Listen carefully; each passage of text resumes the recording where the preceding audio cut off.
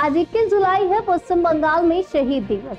इस मौके पर कोलकाता में होने वाली तृणमूल कांग्रेस की बड़ी जनसभा में शामिल होने के लिए राज्य भर से कार्यकर्ताओं का सैलाब उमड़ पड़ा है। नदिया जिले के रानाघाट स्टेशन से सुबह से ही भारी संख्या में टीएमसी समर्थक ट्रेन पकड़कर कोलकाता के लिए रवाना होते दिखे। कुछ लोग रात में ही पहुंच गए ताकि सुबह की सभा में समय पर शामिल हो सके। कार्यकर्ताओं का मानना है कि इस बार बीते वर्षों की तुलना में कहीं अधिक भीड़ जुटेगी और ममता बनर्जी का संबोधन बंगाल की राजनीति को नई दिशा देगा।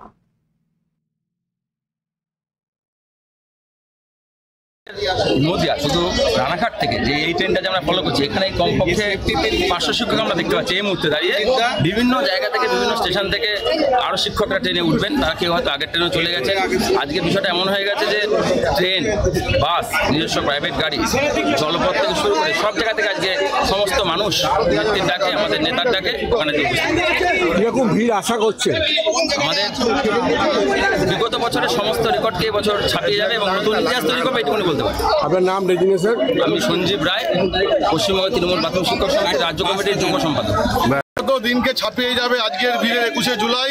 আজকে আমাদের কাছে একটা আবেগ, তৃণমূল কর্মীদের কাছে আবেগ, পশ্চিমবাংলার মানুষের কাছে আবেগ।